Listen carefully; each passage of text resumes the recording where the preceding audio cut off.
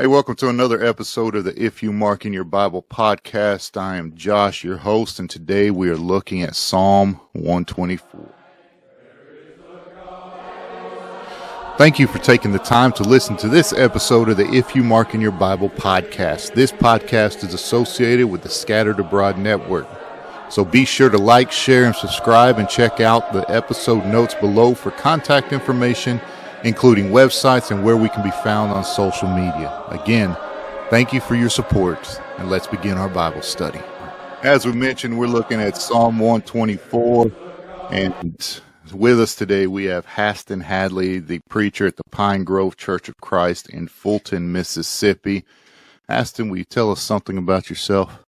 Yeah, as Josh just mentioned, I'm Handley. I am the minister at the Pine Grove Church of Christ here in Fulton, Mississippi. I am a 2016 graduate of the 2-year program at Memphis School of Preaching, a 2017 graduate of the missions program at Memphis School of Preaching. Been here at this work for starting my 4th year just a few months ago, and about 6 months ago now. And I'm married to my wife, Chloe. We've been married coming up on 5 years. And I'm a producer at the Scattered Abroad Network, where Josh is now working with us, and we're so glad to have this awesome podcast on the network. But other than that, I'm just really excited to be here. Well, thanks again for coming on. Again, we've said it before, but we'll say it again. I know this takes time, and so I'm very appreciative of the time people have dedicated to doing that, and Haston is no exception to that. As we mentioned, we are looking at Psalm 124 in just a brief context. The psalm was the inscription, says a song of ascents of David. There's no reason for us to believe that David did not write this. I believe he did, and when you consider the premise of the psalm, when David wrote it, there are a number of times during his life when he could have written this. He's being pursued by Saul. He battled Goliath, and that was a moment. While he was very confident in that moment, I think he was very cognizant of the fact that from a worldly perspective, he was outmatched. But with God behind him, he knew that victory would be his. The rebellion led by Absalom against him could have been another moment. There are many areas where David could have written this. One thing we do know, though, is that Hezekiah seemed to have adopted this psalm in order to talk about the onslaught or the siege of the Assyrian army upon Jerusalem in 2 Kings chapter 19.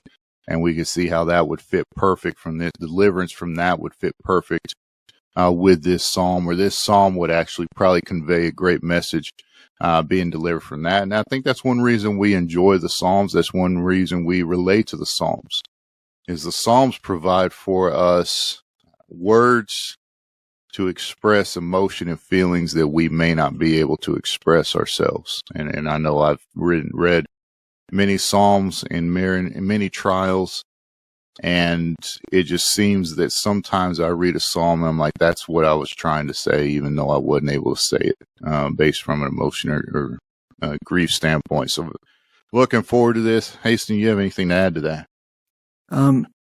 Like you mentioned a moment ago, this is considered one of the songs of ascent or songs of degrees, depending on which translation you're using. But this would have been historically a song that was sung and chanted and remembered every year as they would go up the mountain to Jerusalem for their worship days and their sacrifices. So this was one to really get their mind back focusing on the Lord, prepare their hearts and their minds for the sacrifices that they were about to sacrifice. So it's, when we read the context or the contents of it, there really is that mindset of turning back to God and giving God the glory, because He's the one that deserves all the glory and all of the praise. Great point. And with that, I've bracketed the first 5 verses and just simply put the protection of God, and then bracketed the last 3 verses, 6 through 8, and put the praise of God. So 1 through 5 is going to talk about the protection of God. And as a result of that, verses 6 through 8, there's praise of God. So excellent point. Starting in verse 1, it says, "If it had not been for the Lord who was on our side, let Israel now say, if it had not been for the Lord who was on our side when the people rose up against us." What do you have there, Haston? First thing I thought of is, the song we sing. Some people sing at camp, some people sing in worship. But the song that pretty much goes verse by verse for the first 5 verses, focusing on the glory of God.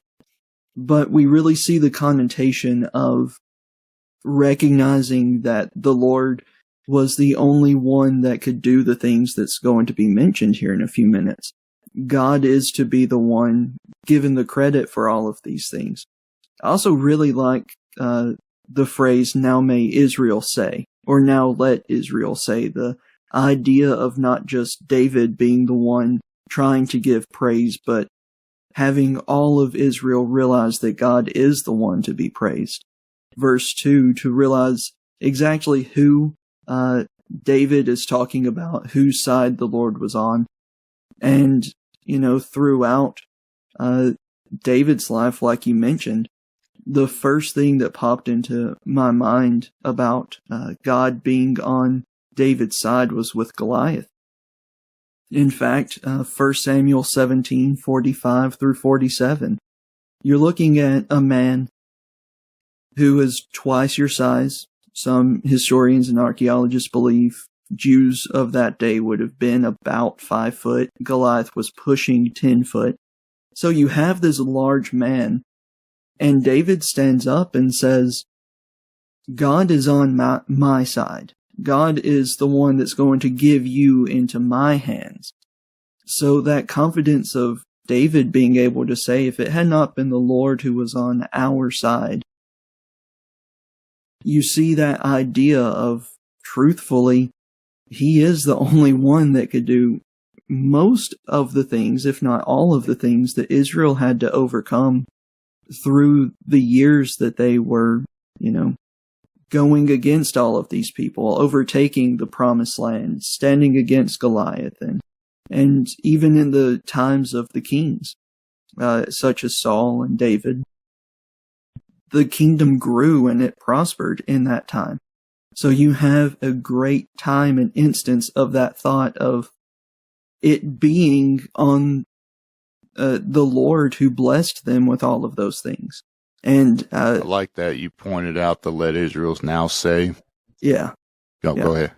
I was just going to say, I've got tons of tiny little verses scribbled all over my Bible program, like Psalm 129 and verse 1, just a couple chapters later. That's another instance of David saying, or the psalmist there saying, "Now may Israel say." You have all of these times that that thought of pointing to the Lord is mentioned throughout the Psalms. That is great. And like I said, like you pointed out, "Now let Israel say." I put Psalm 34 and verse 3. Come, let us come magnify the Lord with me, and let us exalt his name together. And that's that thought that David is bringing. And I think there's a portion of where David believes that his voice is not enough to worthily attribute to God the praise that he deserves. And so his focus and his desire is to bring everyone that he can into that as well. I also underline that phrase in both verses 1 and 2, had not been the Lord who was on our side. And what's interesting about that is that's the past tense of the word Emmanuel. Emmanuel means God is with us, and here God was with us, and it's the past tense of that, which is, I think, a significant note to make, pointing, Emmanuel obviously pointing to, from an Old Testament perspective, pointing towards the coming Messiah. Not only God in his omnipresent state, but God actually coming into the world and dwelling among men, John chapter 1 and verse 14. Also circled the word if at the beginning of 1 and 2, stressing that this is a situation, a hypothetical situation that did not take place. David is reflecting upon what could have been had God not been there. Right. And I think sometimes that's probably something we could do as well in our lives. Where would I be if God did not put this situation in our life? Where would I be if God did not put this person in my life? Where would God be if God did not bless me with this, either hardship or joyous time, whatever it is? Sometimes it may do us well to reflect back on those things as well. Do you have anything else on the first two verses? I suppose I should have mentioned this earlier. That last statement of verse 2, when men rose up against us, kind of like you were saying, it shifts from the possibility to now I'm looking at a specific time. How many times in Israel's history, when men rose up against them, could it have gone either way? But because the Lord was on their side, it went a very specific way. I mean, to me, I think of the Red Sea. There is no reason or no odds outside of God that the Israelite people should have left and gotten away from the Egyptians, but they did because God was on their side. But other than that, I think that's pretty much all I had written down for the first two verses. Excellent. Verse 3, then they would have swallowed us up alive when their anger was kindled against us. Then the flood would have swept us away. The torrent would have gone over us. Then over us would have gone the raging waters. What do you have there, Hastings? So funny enough, I'm using the King James Version because that's just what I've always used. But everything that's different in the ESV and ASV I have put in because it gives a very clear picture. Just the difference between they had or they would have in verse 3. That difference between being quick and alive. But it goes right back to that idea of the crossing of the Red Sea. If it had not been God, they would have been swallowed up by a physical flood at that point. I mean, we think even literally, Jonah was swallowed up by that prepared fish for him. I mean, you think of that idea of being fully encompassed by some control. You cannot separate, you cannot stop any of it because you think of water. Really, you can manipulate it somewhat, but when there's a flood, you're not going to stop the force of that water. Against these unstoppable, seemingly, forces, God stopped them. When the spies went into Israel and said, "We cannot take this place, these people are too great for us," only 2 spies came back and said, "With God, we can do this." And we see some of Israel, in fact all of them, had to continue wandering for many more years because of their lack of faith. But that thought of being on the Lord's side and relying on Him has that great idea. In fact, even verse 4, then the waters would have overwhelmed us. Noah's faith and trust in God and reliance on God, he literally would have been swallowed up in the flood because it's because of his faith. Genesis chapter 6 and verse 8, that it's mentioned that he was pleasing before the Lord because of his faith. And just that idea in verse 5 of the proud or the raging waters, that idea of the flood that no man can stop, but God can. I think that's just about all I really have. That is great. And I've underlined one thing we're going to notice in this, David uses repetitive words for emphasis. If not have been for the Lord, if it had not been for the Lord, verses 3 through 5, then they would have, then the flood, then over us would have gone. You see the phrase against us or over us mentioned multiple times, and I think you're absolutely right. And it goes back to what you were saying as far as the insurmountable odds. Nothing about them escaping Egypt, nothing about David defeating Goliath, nothing about the victories that he had. You go back to Joshua, and Jericho. You go back to various instances in Israel's history when they were victorious over individuals that they were outnumbered. Gideon, 300 versus thousands, and you look at it from that standpoint, and you have these insurmountable odds that they should not have been successful, but because God was with them, they were. I've put that flood overcoming, or flood would have swept us away. Jeremiah 7:47 verses 1 through 4. Job 27:19 through 20. You go over to Revelation chapter 12 verses 13 through 17. And that idea of a flood overtaking somebody, either a group of individuals or the individual themselves, is used throughout the Bible. And how many times have we seen from a flood perspective, earthly flood, where the waters start to rise, and then it gets to the point where man has no way of being rescued without the aid of someone else. You look at a flood, for example, in San Antonio, it would flood often, not often, but usually what happens, we'd have a dry spell and then it just keep raining until the point that it would flood in the hill country area. And there were always news videos of people on their roofs or up in trees that were being rescued by someone because eventually those waters had just gotten to a point where they could not save themselves. They needed help. Same idea is made here.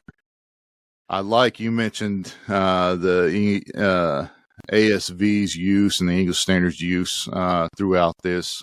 I actually like the King James use of the phrase raging waters because there the King James uses the phrase proud waters. And I think it's a fitting word because anytime, and I just put raging equals proud, King James Version, and then Psalm chapter 2, when it talks about why do the heathen rage, there's an arrogance man has to possess in order to put himself against God. And when you consider the enemies of God, there's an arrogance that has to be had to put yourself against the people of God. And you look at it from, this is talking about the perspective of Israel. But if you look at it from the perspective of spiritual Israel today, how many men or countries or groups or however you want to call it, the world in general have set themselves against God? There's always a thread or a tone of arrogance involved in it. Right. And so I think there's, and that's deceiving at times, because usually we think that the one who is arrogant is confident. They come in and they can't be beat because of the arrogance. And how many times has an arrogant nation or an arrogant individual set themselves against God and been humbled? I'm reminded of Nebuchadnezzar in Daniel chapter 4. Look at everything that I have built. And then for 7 years, God makes him act as a beast in the field. And what happens? I think Nebuchadnezzar pins chapter 4, and you read the first 3 verses of chapter 4, and Nebuchadnezzar essentially says the Almighty is the one that's in control of everything, and I'm just a portion of everything that he is over. And so you look back on history and the insurmountable odds against the church for almost 2,000 years. The church, God's word, and God himself, from a worldly perspective, man has tried to snuff all 3 of them out. Great empires, great men, great efforts. Yet the church is still here, the Bible's still here, and God is not going anywhere. And those who have stood against them are just remnants of history now. And that's all they are. And so there's confidence that the Christians should have. David is calling for Israel to have confidence because of everything God has done. You and I, as members of spiritual Israel, should have the same confidence David is calling for here. You have anything else on 3 through 5? I was going to say you made a lot of really good points as well about like King Nebuchadnezzar. You look at just before he said that proud statement of, look at what I have built. A year prior to that, it reads as if it's almost 12 months to the day. He is standing up and Daniel is telling him, if you turn back to yourself, if you rely on yourself, if you turn away from God, these things are going to happen to you. And it seems for a year he did all right. And then he stands on his porch and he says, look at all of this good that I have done. And it reminds me of Proverbs where Solomon writes, these 6 things doth the Lord hate, yea, 7 are abomination to him. The first one is a proud look.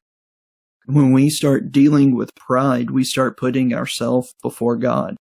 It would have been easy for David to say, after he killed Goliath, look what I have done. But from our accounts, he has never said that. It could have been easy for Moses to say, look what I did parting this Red Sea, but he didn't. We have to kind of go back to the first 2 verses and say, if it had not been the Lord who was on our side, we have no pride that we should be walking around with, because we are nothing special to be able to do the things that God has done for us. And when we stop and think about it that way, you are completely correct about saying, the proud waters, pride separates us from being humble enough to give reverence and honor unto God. Yeah, that's great. Very good. I like that. Just as water separate us from whatever, islands, so, water, bodies of water separate us from other portions of land, may separate us from people, whatever it is. You're absolutely right. Pride does the same thing. How many relationships have drifted apart because of pride, because someone's not willing to apologize for wrongdoing, because someone's not willing to swallow their pride and be understanding and those type of situations. Excellent point. Verse 6 says, blessed be the Lord who has not given us as prey to their teeth. We have escaped like a bird from the snare of the fowlers. The snare is broken and we have escaped. Our help is in the name of the Lord who made heaven and earth. What do you have there, Haston? I love that first phrase, blessed be the Lord. It's used 29 times throughout the Bible in the King James Version. And it really shows the shifting of gears in this psalm. It's not just singing about the strength of God, not just singing about the might of God and the grace of God blessing them. He swaps to show reverence to God, because he hasn't given them up. He hasn't turned Israel away, never to pick them back up. In fact, you would even see that same sentiment in the book of Daniel, like we discussed a minute ago. When they're in captivity, the Lord never forgot them. He never left them. He never turned away from them. He remembered them. He never gave them over, as it says, prey to their teeth. He never made them defenseless. He never had them completely devoured and subject to like a vicious attack. They were reprimanded, but they were never destroyed. It kind of brings to mind that idea of 1 Peter chapter 5 and verse 8, where the devil is portrayed like as a roaring lion, walking about seeking whom he may devour. The Lord hasn't given us over to be the prey of the devil either. He has given us a means of escape, just like verse 7. Our soul is escape. Because, the example of Christ in Matthew chapter 4, showing how we have that ability to escape the wiles and the snares of the devil by knowing God's word. We have that ability to not be helpless, not be prey, but stand up and stand out. Even going to verse 7, I really like as well the last phrase on that. We're escaped as a bird out of the snare of the fowler. Obviously someone trying to trap, harm, hunt them. The snare is broken, and we are escaped. That idea of no more risk of capture. You see, there's a difference between getting out of a trap and the trap breaking. There's always the fear of falling back into a trap or back into a hole if you just skirt by it. But when something is completely broken, there's no more fear, there's no more risk. Just like us today, there's that beautiful hope and that beautiful promise that Christ has died for us. We have that freedom from the wages of sin. We have that hope of heaven. The wiles of the devil is broken. Yes, we can go back and fall back into sin, but he's given us a means of escape. That idea, to me, of like a bird out of a snare, it immediately made me think of Isaiah 40 and verse. They that wait upon the Lord shall renew their strength. They shall mount up with wings like eagles. That idea of fleeing captivity, fleeing capture, and reliance on God. And then verse 8, our help is in the name of the Lord who made heaven and earth. There's nothing he can't do. If he spoke this into existence, if he had the power to do all of these things, he's our hope. If we don't have God as our hope, we are truly hopeless.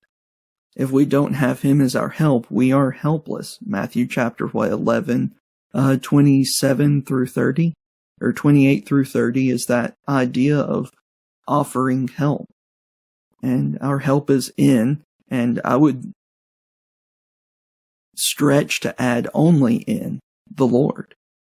And the name of the Lord. When you read through Exodus, you read twice what the name of the Lord is. Exodus chapter 3 and verse 15, when he says, I am, that self-existent one. But when he's also talking to Moses on Sinai, Moses said, let me see you. But when it was that time, the Lord said, this is the Lord, and goes into explaining who he is by giving his attributes and all of these things. And in that you see constant sense of help and comfort and that idea of being an escape for a people who needed an escape. You see so much beauty in that, 3 verses of praise given to God. Man, that is good stuff. I've underlined bless the Lord, and I just put this note, and this kind of goes back to what was mentioned earlier. The more imminent the danger, the more obvious God's protection. And I think that's when we consider our hardships, how much is our faith built? If we were never challenged, if we were never persecuted, and I'm using that word just from a general sense, because I don't think the church, at least here, I know in other parts of the world it is, but here is not. We haven't been persecuted the way they were in the first century, or they have through time. But if the church hadn't been persecuted in general, or the Bible hadn't been criticized the way it's been criticized, or even God hasn't been ridiculed the way he has throughout time by the world, would we have as much confidence in his capability? And I don't think we would. If everything were, to use my dad's term, unicorns and rainbows all the time, would we have the confidence in the protection of God that we do now? I mean, I don't think that we would. I think the trials, one of the benefits of the trial is to see God work. And right. To see God's protective hand put on display for us. And so I think that's a great portion of this. I've also just circled the word praise and put Psalm 7 and verse 2, pray, not praise, the word pray in verse 6, and put Psalm 7 verse 2. David used this and said, talks about the refuge of God, and if he didn't have that refuge, he would have been ripped to shreds like a lion rips apart his prey, which is an excellent illustration. But I also put this point, Spurgeon made this point, and I don't agree with everything Spurgeon says, but I think he has done a very good job in his commentary on the Psalms. The praise of God requires the acknowledgement of his past protection and his future accomplishments. And so with that, I just simply put this in my Bible, that we are to have appreciation for the past, confidence in the present, and hope towards the future. And you and I can have that because of God. And he's proven himself over and over again from that standpoint. I like this phrase, we have escaped like a bird from the snare of the fowlers, or from the snare of the bird hunters, for a more modern or understandable phrase.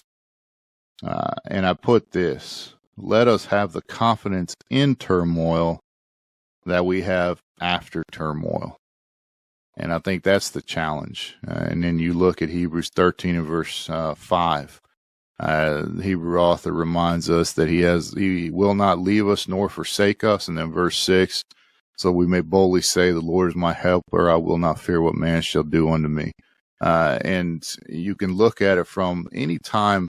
I mean, just throughout, it's all over the New Testament. James 1 and verse 2, count on my brethren, we fall into diverse temptations, knowing that it's trying your faith worketh patience. Then he goes down later, if anyone lacks wisdom, let him ask of God, who gives liberally and without inhibition. 2 Corinthians chapter 1 and verse 3, blessed be the God and Father of our Lord Jesus Christ, the Father of mercy and the God of all comfort. And then talks about that we endure affliction so that we can help others get through their affliction. We talk about 1 Peter 3 and verse 8.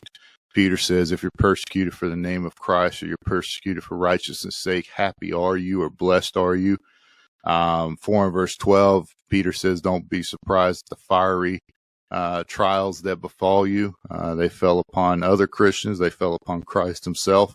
It's going to be part of where we're at. 2 Corinthians 4 and verse 8.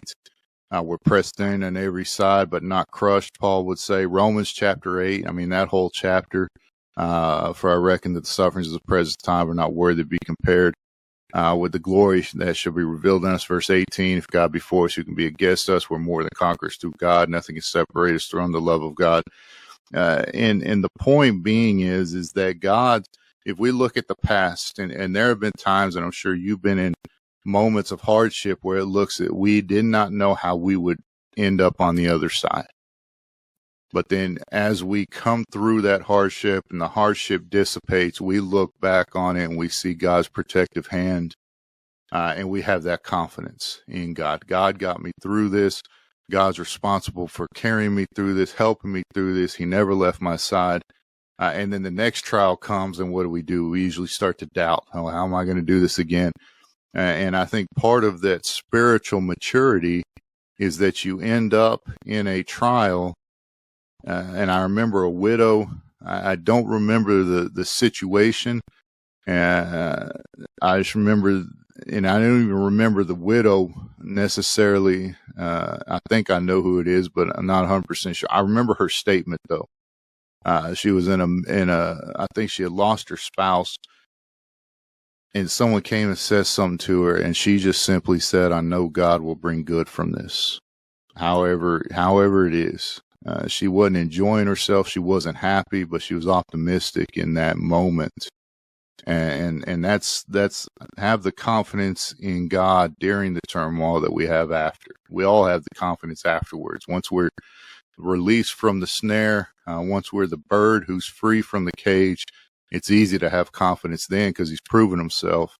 Well, let's strive to have that same confidence while we're in the cage and while we're in the snare, that God's going to eventually come and release us from it and all that. So I really enjoy these passages. I've just highlighted verse 8.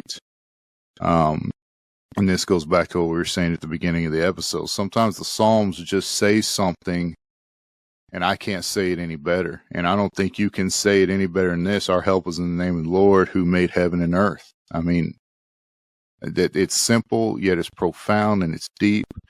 No problem I've ever had, and I think we've made this on this podcast before, no problem I've ever had has required the Almighty God to speak something into existence. My problems just don't go to that depth or to that extreme. And that's who's helping us. So if I've never had a problem and the point is I've never had a problem that has maxed out the capacity of God's capability. And we never will. And so understanding that, I can have confidence, the same confidence David has in this psalm. And you look through David's life, I would say with the exception of his sin with Bathsheba and against Uriah, every other portion of David's life has had this confidence and trust in God. And I think he's a great example for us. What else do you have? I think you hit the nail on the head with verse 8, because out of all of these verses, I have tiny things underlined and tiny scribblings in my Bible. Verse 8, I kept feeling like I needed to add more to because it kind of looked out of place because there's so little there. There's nothing you really can add because that wraps up so much of our faith. That in and of itself is a very profound statement. Our help is in the Lord. Hard stop. We can't do anything that is going to be better, if you will, than what God can do. We can't do more than God can do. He is our help. And it's such a beautiful thought to be able to, as a Christian, be able to say, my help is in the Lord. I do have hope. I do have reassurance. I do have that comfort in the Lord. But other than that, I think that's about all that I have out of my little tiny notes. That's a great way to close it. That's a great thought to close in. And our help is in the name of the Lord who made heaven and earth. No better way to close out this psalm than that simple statement. Thank you, Haston, for coming on. Appreciate your time again. Thank you to those who are watching or listening to this. Like, share, subscribe. Help us grow. Help us pass this podcast and the other podcasts on this network throughout, and help us all grow closer to God. Thank you.